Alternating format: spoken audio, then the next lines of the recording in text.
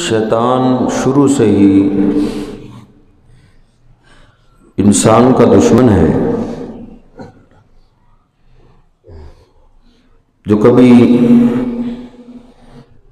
سانپ کی شکل اختیار کرتا ہے، کبھی گدھے کی، اور کبھی انسان کے جسم میں داخل ہو کے خون کی طرح گردش کرتا ہے۔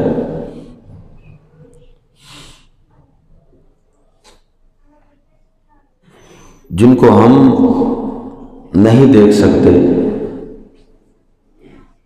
اللہ رب العزت فرماتا ہے اِنَّهُ يَرَاكُمْ، وہ شیاطین تمہیں دیکھتے ہیں، لا ترونہم، لیکن تم انہیں نہیں دیکھ سکتے۔ اللہ رب العزت نے ان کو یہ ایک طاقت عطا کی ہے کہ وہ انسانوں پہ کئی طرح سے وار کرتا ہے،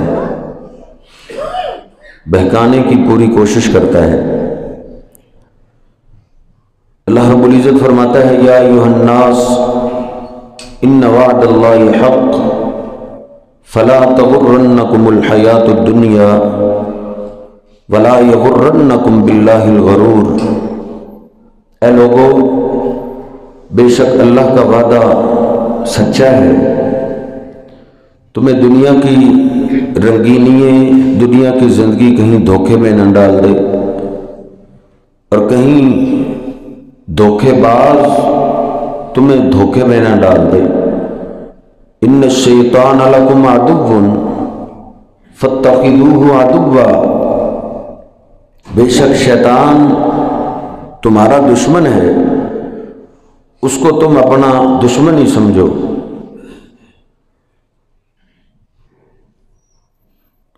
قیامت کے دن تو شیطان ہاتھ کھڑے کر دے گا۔ وقال الشیطان لما قضی الامر ان اللہ وعدکم وعد الحق ووعدتکم فاخلفتکم، جہنم میں خود بھی جل رہا ہوگا اور اپنے پیروکاروں کو بھی جہنم میں جلتا ہوا دیکھے گا تو کہے گا اللہ نے جو تم سے وعدے کیے تھے وہ سچے تھے، میں جو تم سے وعدہ کرتا تھا وہ جھوٹے وعدے تھے۔ ما کان لی علیکم من سلطان الا ان دعوتکم فاستجبتم لی، میرا کوئی تم پہ زور نہیں تھا، میں نے کوئی زبردستی تمہیں اپنے پیچھے نہیں لگایا تھا، میں نے تو صرف تمہیں دعوت دی تو تم میرے پیچھے چلتے آئے۔ فلا تلومونی ولوموا انفسکم، آج تم مجھے ملامت نہ کرو بلکہ اپنے آپ کو ہی ملامت کرو۔ ما انا بمصرخکم وما انتم بمصرخی، آج اللہ کے عذاب سے نہ میں تمہیں بچا سکتا ہوں نہ تم مجھے بچا سکتے ہو۔ یہ شیطان کی دشمنی ہے۔ انہ لیس لہ سلطان علی الذین آمنوا وعلی ربہم یتوکلون، لیکن اس شیطان کا زور ان لوگوں پہ نہیں چلتا جو اللہ پہ ایمان رکھتے ہیں، اللہ کو مانتے ہیں، قیامت کے دن پہ ایمان ہے، نبی پاک صلی اللہ علیہ وسلم پہ ایمان لائے ہیں، جنت اور جہنم کو مانتے ہیں، قبر کو مانتے ہیں، قبر کے بعد اٹھنا اور اللہ کے سامنے حساب کتاب دینے پہ جن کا یقین ہے، ان پہ شیطان اپنا زور نہیں لگا سکتا۔ وَعَلَىٰ رَبِّهِمْ يَتَوَكَّلُونَ، اور جنہوں نے اپنے سارے کام اللہ کے سپرد کیے ہوئے اللہ پہ بھروسہ کرتے ہیں، شیطان کا ان پہ زور نہیں چلتا۔ انما سلطانہ علی الذین یتولونہ والذین ہم بہ مشرکون، شیطان کا زور ان پہ چلتا ہے جو شیطان کے دوست ہیں، جو شیطان سے دوستی لگاتے ہیں اور جو اللہ پاک کے ساتھ اوروں کو شریک کرتے رہتے ہیں۔ ہم مسلمان ہیں، اللہ کو ماننے والے ہیں، قیامت کے دن پہ یقین ہے، ہم پہ شیطان زور نہیں کر سکتا، شیطان ہم پہ غلبہ نہیں لے سکتا۔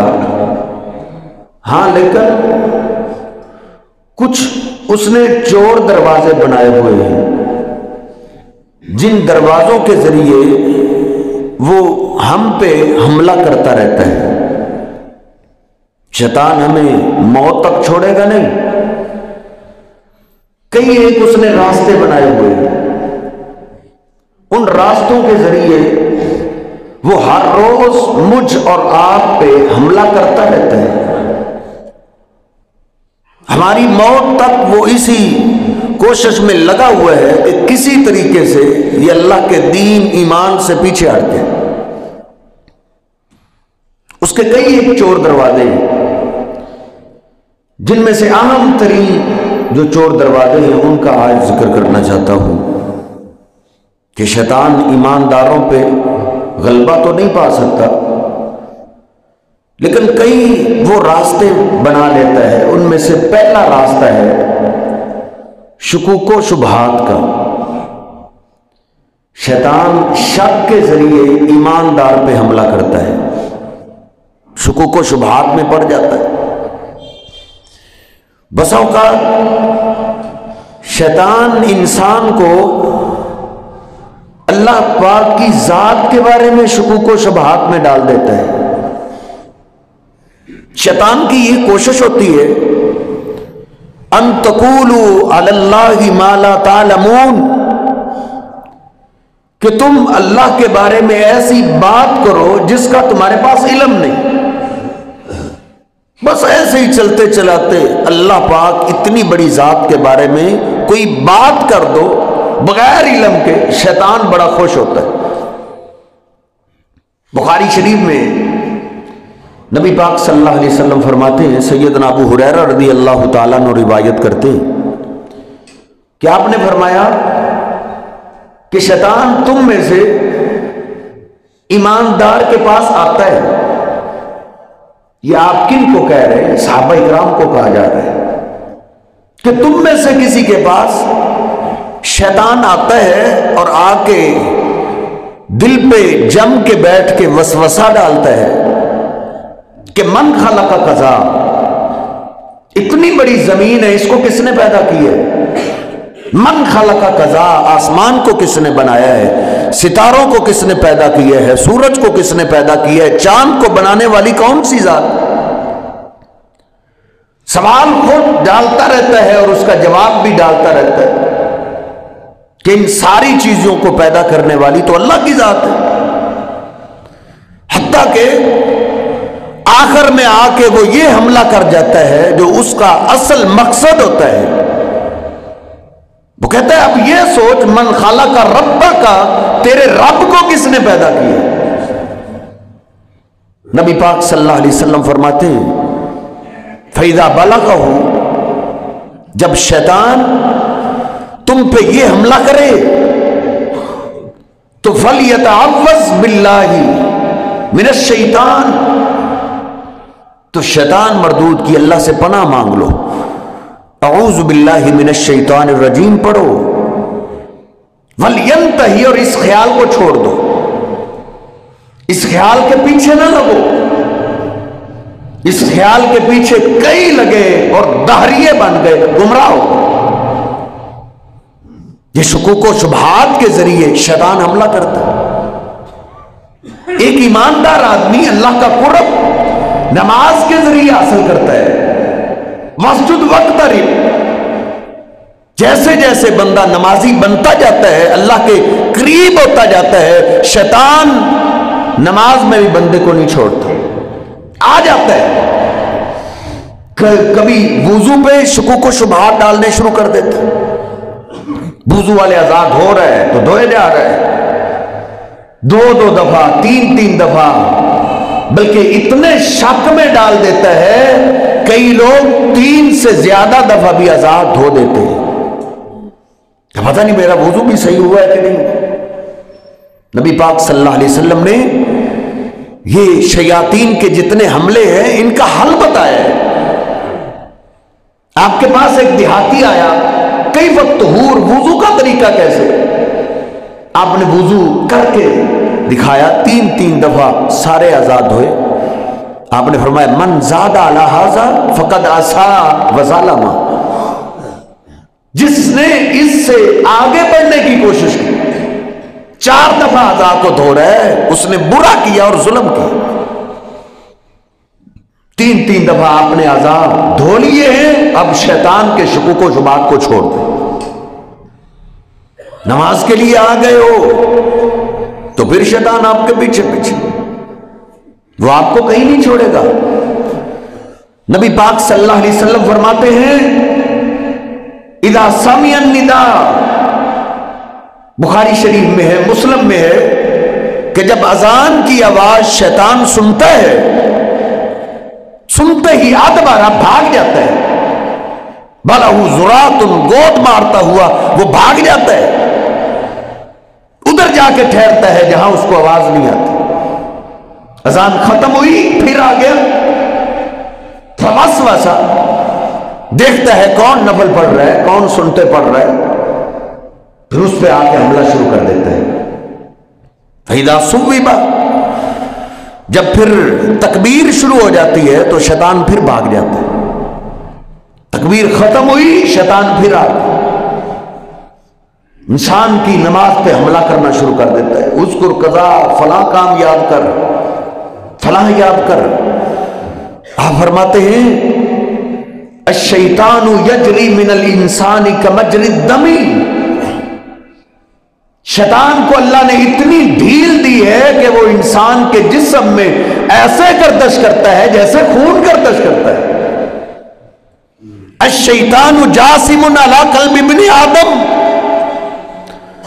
آدم کے بیٹے کے دل پہ جم کے بیٹھ جاتا ہے کہ کہیں اس کے دل میں اللہ کا خیال نہ ہے، دنیا داری کے خیال میں ڈالتا رہتا ہے۔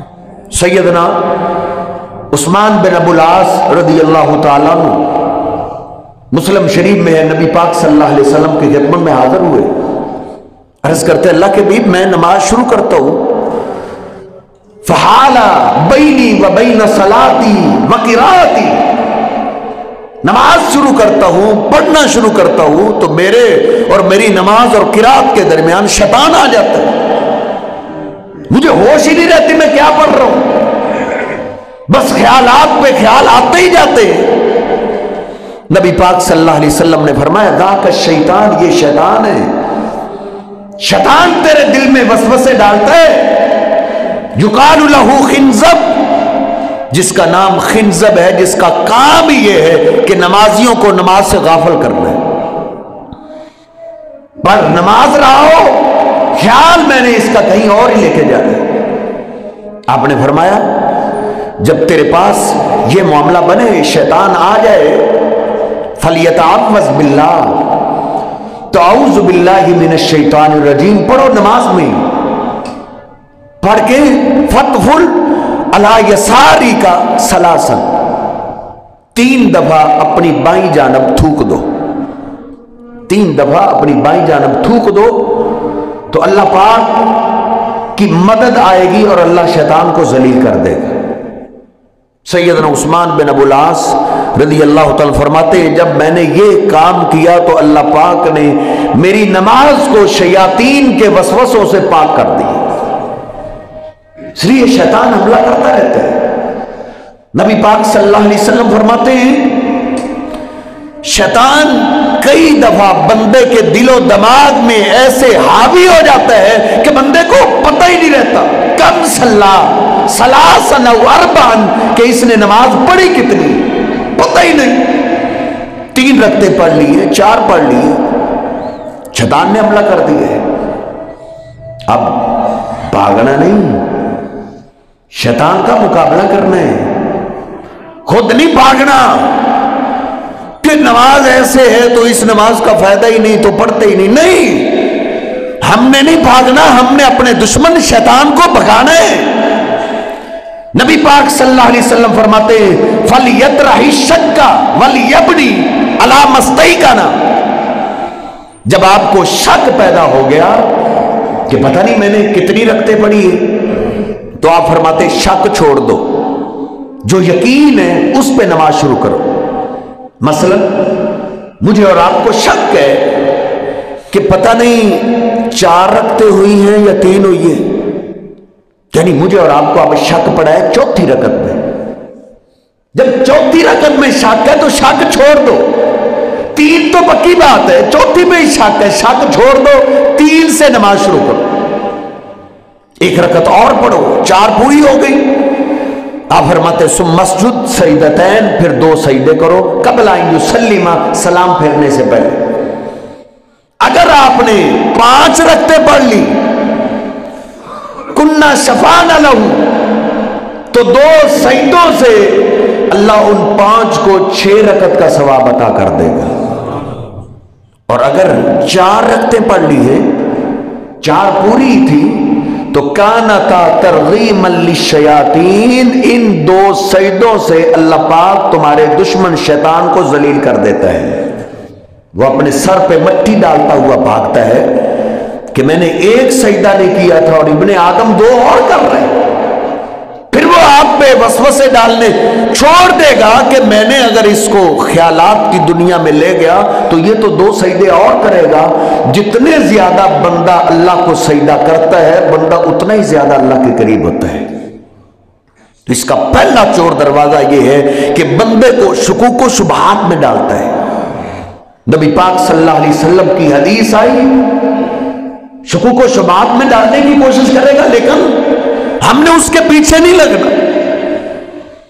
کسی نے پوچھا جی ربنا وَلَكَ الْحَمْدُ حَمْدًا كَثِيرًا طَيِّبًا مُبَارَكًا فِيهِ. نبی پاک صلی اللہ علیہ وسلم نے فرمایا تھا جو یہ پڑھ رہا ہوتا ہے 30 سے زیادہ فرشتے آسمان سے اتر آتے ہیں رکوع کے بعد. جو یہ پڑھتا ہے وہ 30 سے زیادہ فرشتے جھگڑنا شروع کر دیتے ہیں کہ یہ دعا پہلے میں اللہ کے پاس لے کر جاؤں یا میں لے کر جاؤں.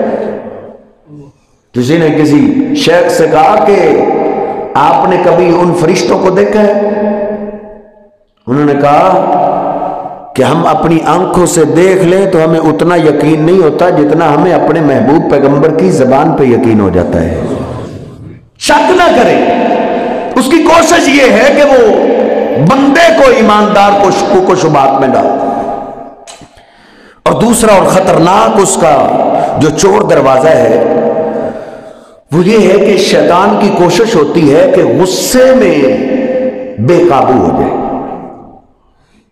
اتنا زیادہ غصے میں اس کو لایا جائے کہ یہ ہوش میں نہ رہے کہ میں کیا کروں. غصہ آنا یہ اللہ پاک نے ہر انسان کی فطرت میں رکھا ہے. ہر آدمی کو غصہ آ جاتا ہے، لیکن غصے میں آ کے اپنے آپ سے باہر ہو جانا یہ شیطان کا راستہ ہے. غصے میں آ کے بھی بندہ خاموش ہو جائے، بندہ اچھی بات کرے غصے میں بھی آ کے. غصہ تو آ سکتا ہے، یہ ایک فطرتی چیز ہے. نبی پاک صلی اللہ علیہ وسلم کئی دفعہ غصے میں آ جایا کرتے تھے.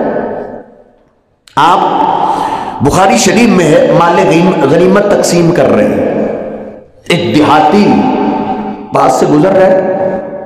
اس نے کہا ان هذه لقسمہ، یہ جو تقسیم ہو رہی ہے اس تقسیم کے اندر اللہ کی رضا مجھے نظر نہیں آ رہی. بخاری شریف میں ایک جگہ میں نے پڑھا ہے کہ اس نے نبی پاک صلی اللہ علیہ وسلم سے بھی کہہ دیا اعدل یا رسول اللہ کے رسول آپ انصاف کریں، انصاف. نبی پاک صلی اللہ علیہ وسلم غصے میں آ گئے. خاصی بات احمر وجہہ، آپ کا چہرہ سرخ ہو گیا اور آپ نے فرمایا من یعدل الا عادل، اگر اللہ کی زمین پہ میں انصاف نہیں کروں گا تو کون انصاف کرے گا. سیدنا عمر فاروق رضی اللہ عنہ نے تلوار نکال، دانی اضرب عنق ھذا المنافق، اللہ کے حبیب آپ مجھے چھوڑیں، میں اس منافق کی گردن کاٹتا ہوں. نبی پاک صلی اللہ علیہ وسلم نے عمر فاروق کو روک دیا. آپ نے کیا فرمایا؟ رحم اللہ موسیٰ لقد اوذی باکثر من ھذا فصبر. اللہ موسیٰ علیہ السلام پہ رحم کرے. موسیٰ علیہ السلام کے ساتھیوں نے، ایمان لانے والوں نے تو موسیٰ علیہ السلام کو اس سے بھی زیادہ تکلیف دی تھی تو انہوں نے صبر کیا تھا. نبی پاک صلی اللہ علیہ وسلم غصے میں آئے. غصہ ایک فطرتی چیز ہے. نبی پاک صلی اللہ علیہ وسلم جمعے کے ہر خطبے میں غصے میں آیا کرتے تھے. مسلم شریف میں میں آج ہی پڑھ رہا تھا کہ اذا خاطب، نبی پاک صلی اللہ علیہ وسلم جب ہمیں جمعے کا خطبہ دیا کرتے تھے، اشتد غضبہ، آپ سخت غصے میں آ جاتے. جب آپ باہر لوگوں کو تبلیغ کرتے تو آپ کا نرم لہجہ ہوتا تھا، لیکن جب اپنوں کو مسجد میں خطاب کیا کرتے تھے تو آپ سخت غصے میں آ جاتے. احمر وجہہ، آپ کا چہرہ ایسے سرخ ہو جاتا جیسے آپ کے چہرے پہ کسی نے انار نہ چھوڑ دیا ہے. وعلا صوتہ، اور آپ کی آواز جمعے کے خطبے میں اونچی ہو جایا کرتی تھی. صحابہ کہتے ہیں ہمیں ایسے لگتا کأنہ منذر جیش، جیسے نبی پاک صلی اللہ علیہ وسلم کسی خطرناک لشکر سے ہمیں ڈرا رہے ہیں. اور آپ فرمایا کرتے تھے جب میں تمہیں واز کرتا ہوں انی آخذ بحجزکم عن النار، مجھے ایسے لگتا ہے جیسے جہنم کی آگ میرے سامنے ہے اور میں تمہیں پشتوں سے پکڑ کے کھینچ کے جہنم سے بچا رہا ہوں. نبی پاک صلی اللہ علیہ وسلم کے مزاج میں غصہ تھا، لیکن آپ غصے کو برداشت کرنے والے تھے. کون کہتا ہے نبی پاک صلی اللہ علیہ وسلم ہم انسانوں کی طرح ہیں؟ ہم تو غصے میں آ کے کئی باتیں کر جاتے ہیں، لیکن میرے محبوب پیغمبر کی ایک ذات ایسی ہے کہ آپ خوشی میں بھی حق فرماتے ہیں، غصے میں ہو تو آپ کی زبان پاک سے پھر بھی حق ہی نکلتا ہے. آپ کا مسکرانا بھی حق ہے، آپ کا غصے میں آنا بھی حق ہے. سیدنا عبداللہ بن عمر بن عاص کاتب بھائی، وہ نبی پاک صلی اللہ علیہ وسلم کی ہر بات کو لکھا کرتے تھے. کہتے ہیں نہتنی قریش، مجھے قریشیوں نے منع کر دیا کہ تم ہر بات ہی لکھ لیتے ہو. ورسول اللہ بشر یتکلم فی الغضب والرضا، نبی پاک صلی اللہ علیہ وسلم بھی تو ایک بشر ہیں. کبھی آپ خوشی کے موڈ میں ہوتے ہیں، کبھی آپ غصے میں ہوتے ہیں، تم ہر بات ہی لکھ لیتے. کہتے ہیں میں نے اپنے آپ کو روک دیا. میں نے نبی پاک صلی اللہ علیہ وسلم سے شکایت کی کہ مجھے انہوں نے روکا ہے کہ ہر بات نہ لکھا کرو، پوچھ لیا کرو. تو آپ نے کیا فرمایا؟ آپ نے فرمایا اکتب، اے عبداللہ اس زبان سے جو نکلے لکھ لیا کرو. والذی نفسی بیدہ ما یخرج منہ الا الحق، مجھے اس ذات کی قسم ہے جس کے ہاتھ میں محمد صلی اللہ علیہ وسلم کی جان ہے، اس زبان سے جب نکلتا ہے، جس وقت نکلتا ہے، جس حالت میں بھی نکلتا ہے، حق ہی نکلتا ہے. غصے میں ہوں یا خوشی کے موڈ میں ہوں. نبی پاک صلی اللہ علیہ وسلم اور ہمارے غصے میں فرق ہے. ابو برزہ رضی اللہ تعالیٰ فرماتے ہیں کہ ابو بکر صدیق رضی اللہ تعالیٰ سنن نسائی میں ایک بندے پہ غصے آ گئے، غضباً شدیداً، سخت غصے میں آ گئے. اتنے غصے میں نے جناب ابو بکر صدیق کو نہیں دیکھا تھا. میں جلدی سے اٹھا، میں نے کہا یا خلیفۃ رسول اللہ ان امرتنی لاضربن عنقہ، اے اللہ کے محبوب پیغمبر کے خلیفہ اگر تم مجھے حکم دیتے ہو تو میں اس کی گردن کاٹ دیتا ہوں. کہتے ہیں جب میں نے یہ بولا کأنما صب علیہ ماء باردہ، کہتے ہیں ابو بکر صدیق کا غصہ ایسے ٹھنڈا ہو گیا جیسے آپ کے اوپر ٹھنڈا پانی ڈال دیا گیا ہے. اور مجھے کہنے لگا ابو برزہ ثقلت کا امو کا، تیری ماں تجھے گم پائے. میرے محبوب پیغمبر کے بعد کسی کی یہ شان نہیں ہے کہ وہ غصے میں جو کہے وہ بھی حق ہوتا ہے.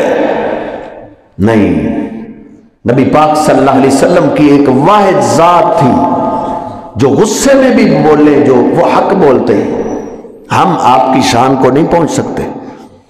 اس لیے غصہ جب آئے ہمیں چاہیے اس پہ کنٹرول کریں. یہ شیطان کا حملہ آ رہا ہے, اپنے سے باہر نہ ہو جائیں. غصے میں آ کے تو بندہ طلاق دے بیٹھتا ہے, غصے میں آ کے بندہ قطع طلقی کر دیتا ہے. اور کئی دفعہ کیسز آتے ہیں, مولوی صاحب میں نے غصے میں طلاق دی ہے, طلاق ہو گئی ہے. اور کیا کوئی خوشی میں طلاق دیتا ہے؟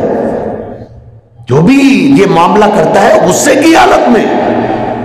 آپ میری اور آپ کی تربیت کر رہے ہیں, جب غصے میں آ گئے ہیں, شیطان آپ پہ حاوی ہے, فَلْيَسْكُتْ, آپ خاموش ہو جائیں, کچھ نہ بولیں. طلاق کا معاملہ ایسا ہے, خوشی میں دو پھر بھی ہو جاتی ہے, غصے میں دو پھر بھی ہو جاتی ہے. خاموش ہو جائیں. غصے کی وجہ سے تو بندہ قتل جیسا سنگین جرم کر بیٹھتا ہے. جاؤ دیکھو جیلیں بڑی پڑی ہیں, ان میں سے 90 سے زیادہ فیصد کیسز غصے کی وجہ سے آئے. کسی نے گالی دی, غصہ آیا, فیر مار دیا. کسی نے کچھ تھوڑا سا کام کیا, غصے میں آ کے میں نے یوں کر بیٹھا. راجووال کے علاقے میں ایک بچی نے اپنے باپ کو جا کے کہا میرا خاوند مجھے تنگ کرتا ہے. سکون سے نہیں جینے دے. اس نے پسلٹ اٹھایا, وہ دکان پہ بیٹھا ہوا تھا, اس کو دکان پہ جا کے فیر لگا دی. اب فیر مارا تو کیا اس کی بیٹی کا مسئلہ حل ہو گیا؟ اس بیٹی کے بچے یتیم ہو گئے, بیٹی بیوہ ہو گئی, خود جیل میں چلا گیا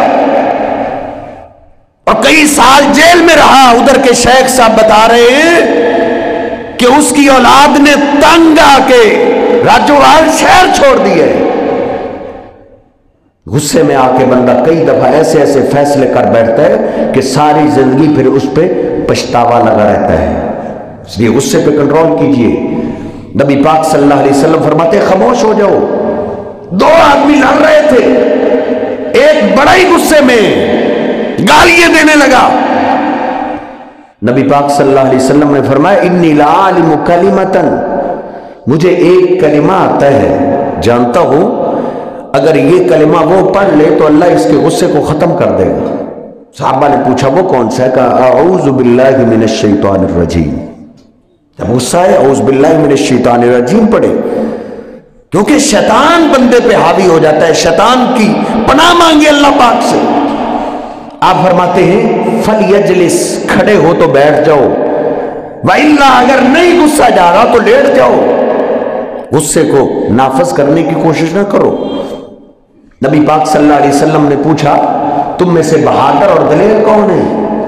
پہلوان کون ہے؟ کہا پہلوان وہ ہے کشتی میں جس کا کوئی مقابلہ نہ کر سکے. کہا نہیں, وہ پہلوان نہیں ہے. لَيْسَ الشَّدِيدُ بِالسُّرْعَةِ انما الشدید الذی یملک نفسہ عند الغضب.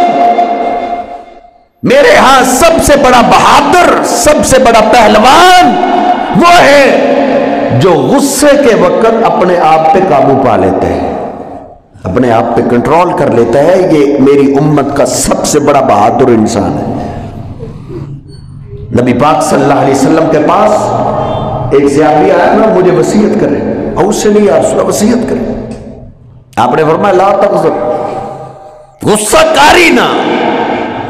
کنٹرول تو پتہ نہیں آپ سے ہو نہ ہو, تم کرو ہی نہ غصہ. فردد مرارا, عرض کرتا اللہ کے حبیب یہ وصیت تو مجھے یاد ہو گئی, کوئی اور بھی وصیت کرتے, سفر پہ جا رہا ہوں کوئی اور وصیت کرتے. نبی پاک صلی اللہ علیہ وسلم نے فرمایا تجھے پھر بھی یہی وصیت ہے, لا تغضب, غصہ کرنا چھوڑ دے, سفر میں کسی سے غصہ نہیں کرنا. فردد مرارن, ابو ہریرہ رضی اللہ عنہ فرماتے ہیں اس نے بار بار پوچھا کوئی اور وصیت کر دو. آپ نے پھر فرمایا تجھے پھر بھی یہی وصیت ہے کہ تو نے غصہ نہیں کرنا. 50 سے 60 سے زیادہ فیصد جو آپ کے ایکسیڈنٹ ہوتے ہیں یہ ڈرائیور کرواتے ہیں غصے میں آ کے. مجھ سے یہ آگے گزرا تو کیوں گزرا, اس نے مجھے راستہ نہیں دیا تو کیوں نہیں دیا. لا تغضب, سفر میں جاؤ برداشت کو پیدا کرو, غصہ نہ کرو. یہ شیطان کا ایک چور دروازہ ہے. اللہ کہتا ہے والکاظمین الغیظ والعافین عن الناس वल्लाहु युहिब्बुल मुहसिनीन, गुस्से को पी जाने वाले, लोगों को माफ कर देने वाले, ऐसे मोहसिनीन, एहसान करने वालों से अल्लाह मोहब्बत करता है। ये शैतान का एक चोर दरवाजा है कि गुस्से में आके हमसे वो संगीन गलती करवा लेता है कि सारी जिंदगी पछतावा लगा रहता है। और फिर जो आज की मजलिस का आखिरी उसका चोर दरवाजा है वो है टाल मटोल,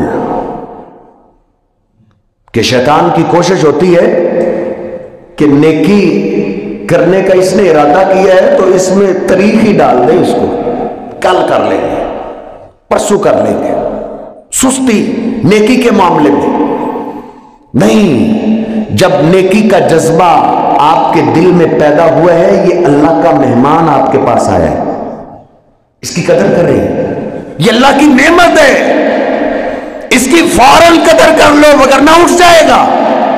नेकी करने में पीछे ना रहो, सुस्ती का शिकार ना हो। फस्तबिकुल खैरात फफिर्रू इलल्लाह, नेकियों के मामले में भागो, जब ख्याल आ जाए फौरन नेकी करो। दिल में ख्याल आए सदका तो खैरात करने, फौरन करो, वरना ये जो अल्लाह का मेहमान आपके दिल में उतरा है, शैतान इसको निकाल देगा। कई दफा ऐसे होता है, बयान सुनते हैं, दिल में ख्याल आता है ये नेकी कर लूं, चलो फिर कर लेंगे, अगली नमाज पे कर लेंगे। शैतान उतनी देर में किसी और चक्कर में लगा देता है। नबी पाक सल्लल्लाहु अलैहि वसल्लम ने बुखारी शरीफ में आपने असर की नमाज पढ़ी, नमाज के बाद फौरन ही घर चले गए। थोड़ी देर के बाद आप साहबा ने पूछा, अल्लाह के अभी आप फौरन गए और फौरन ही ऐसे, आप नमाज के बाद फौरन उठ के कभी नहीं गए? कहा मेरे घर के अंदर सहीह बुखारी में है, सोने की एक डली थी, मेरे दिल में ख्याल आया उसको सदका कर दूं, तो मैं फौरन गया हूं उसको सदका करने के लिए। नेकी का जज्बा आया है, उस पर तारीख न डालो, फिर करेंगे। अजान की आवाज कानों में पड़ी है, दिल में ख्याल आ गया नमाज पढ़ लूं, जाता हूं, चला ही जाता हूं, चला ही जाऊंगा। मां कह रही है, बाप कह रहे जाता हूं, नहीं, फौरन उठ जाओ, इस मामले में सुस्ती ना करो, वगरना शैतान आप पे हमला कर देगा। नबी पाक सल्लल्लाहु अलैहि वसल्लम फरमाते, मुनाफिक की नमाज है, अजान सुन लेता है, जाता हूं, चला ही जाता हूं, हत्ता के सूरज गुरूब होने के करीब आ जाता है, फिर भागता है कि कहीं सूरज ना गुरूब हो जाए, फिर आता है, 2 सजदे दिए। कहा ये मुनाफिक की नमाज है, जो नेकियों के मामले में सुस्ती से काम लेता है और दुनियादारी और गेमों के मामले में बड़ा चुस्त और चालाक होता है। इसलिए अपनी नेकियों के मामले में सुस्तियों को दूर करना सीखो, वक्त की कदर करो। सुस्तियां दूर कैसे होगी? इसमें खास तौर पे फजर की नमाज की पाबंदी वक्त पे करो। नबी पाक सल्लल्लाहु अलैहि वसल्लम फरमाते सहीह बुखारी में, इज़ा नामा अहदुकुम, जब तुम में से कोई बिस्तर पे आता है, अक़दा अलैहि शैतानु सलासा उक़द, शैतान आ जाता है, वो आपके ऊपर 3 गिरे लगाता है, 3 गिरे, मंत्र पड़ता है, अलैका लैलुन तवील, फरकुद, सोया रहे, रात तो बड़ी लंबी है, रात बहुत लंबी है, सोया रहे, मंत्र पढ़ के गिरे लगा देते। आप फरमाते हैं फ़इन इस्तयक़ज़ा, अजान सुनी फौरन उठ खड़ा हुआ, उठ गया, अल्लाह का जिक्र किया, इन हल्लत उक़दा, एक गिरा खुल जाती है, वुजू करता है, अल्लाह दूसरी गिरा भी खोल देता है, नमाज पढ़ता है, अल्लाह तीसरी गिरा भी खोल देता है। अस्बहा नशीतन तय्यिबन नफ़स, आप फरमाते हैं ये चुस्त रहता है सारा दिन, हशाश बशाश रहता है, सुस्ती इस पे नहीं छाई रहती। और इसके मुकाबले में एक दूसरा है, मां उठा रही है, बाप उठा रहा, जाता हूं, जा ही देता हूं, कौन सी नमाज या मस्जिद कहीं जा रही है, जा ही देता हूं। नबी पाक सल्लल्लाहु अलैहि वसल्लम फरमाते ना ये उठा, ना इसने अल्लाह का जिक्र किया, ना वुजू किया वक्त पे, ना वक्त पे नमाज पढ़ी। आप फरमा रहे हैं, बुखारी शरीफ के अल्फाज हैं, अस्बहा खबीसन नफस, یہ خبیث ہو کے صبح کر رہا ہے، خبیث ہو کے، خبیث النفس کسلان، یہ سارا دن سست رہتا ہے۔ شیطان اس کو تھپکیاں دیتا، ماں کہتی چل نماز، شیطان کہتا سو بڑا وقت پڑا ہے، ابھی 20 منٹ پڑے۔ وہ تھپکیاں دیتا رہتا ہے، ایسا سلاتا رہتا ہے، نیند بھی بڑے مزے کی آتی ہے اس وقت۔ نبی پاک صلی اللہ علیہ وسلم کے سامنے ایک آدمی کا ذکر کیا گیا کہ فلاں سویا رہتا ہے حتی اصبح، دن سفید ہو جاتا ہے، سفید ہو جاتا ہے، دن نکل آتا ہے، وہ سویا رہتا ہے۔ نبی پاک صلی اللہ علیہ وسلم نے کیا فرمایا؟ بخاری شریف میں ہے، ذاک رجل بال الشیطان فی اذنیہ، یہ وہ آدمی ہے شیطان اس کو سوائے رکھتا ہے، جب نماز کا وقت گزر جاتا ہے تو شیطان اس کو تحفہ دے کے جاتا ہے کہ اس کے کانوں میں پیشاب کر دیتا ہے، کانوں میں پیشاب کرتا ہے۔ ہم چرس اور افیم کے اور شراب کے نشئی نہیں ہیں، لیکن ہم شیطان کے پیشاب کے نشئی ضرور بن گئے۔ نوجوانوں سے پوچھ رہا، مولوی صاحب اٹھا ہی نہیں جاتا، بہت مشکل اٹھا جاتا، کئی دفعہ کوشش کی اٹھا کیسے جائے؟ تجھے شیطان کے پیشاب کا نشہ پڑ گیا ہے، شیطان تجھے اور مجھے نہیں اٹھنے دے رہا۔ وہ آپ کو واش روم کے طور پہ استعمال کرتا ہے، اور پیشاب بھی کہاں کرتا ہے؟ کان میں، تاکہ میرا پیشاب اس کے جسم کے رگ رگ میں چلا جائے۔ اس لیے نبی پاک صلی اللہ علیہ وسلم فرماتے اصبح خبیث النفس، یہ ہے خبیث آدمی، سارا دن اگلی ساری رات اس کے جسم میں شیطان کے پیشاب کے جراثیم رہتے ہیں، پھر اس کو نیکی کی توفیق ہی نہیں ملتی، نیکی کا راستہ ہی بھول جاتا ہے۔ تو یہ شیاطین کے حملے ہوتے ہیں ایمانداروں پہ جو اللہ کو ماننے والے ہیں۔ اس لیے ایمانداروں کو چاہیے ان راستوں میں چکنا رہے، اور جو نبی پاک صلی اللہ علیہ وسلم نے ہمیں علاج بتائے ہیں ان کے ذریعے شیطان کا مقابلہ کرتے رہیں۔ آپ کو میرا خیال میں یاد تو ہو گئے ہوں گے، پہلا شیطان شکوک و شبہات کا حملہ کرتا ہے، دوسرا حملہ وہ چاہتا ہے غصے میں آ کے ایسا کام کرے پھر کئی سال پیچھے چلا جائے، اور تیسرا اس کی کوشش یہ ہوتی ہے کہ یہ نیکی کے معاملے میں سست پڑ جائے۔ ہم نے انشاءاللہ اپنے دشمن کا مقابلہ کرنا ہے۔ اللہ ہماری مدد فرمائے، اللہ ہمیں اسلامی زندگی گزارنے کی توفیق عطا فرمائے۔ وَأَقُولُ قَوْلِي هَذَا أَسْتَغْفِرُ اللَّهَ لِي وَلَكُمْ وَلِلسَّائِلِينَ۔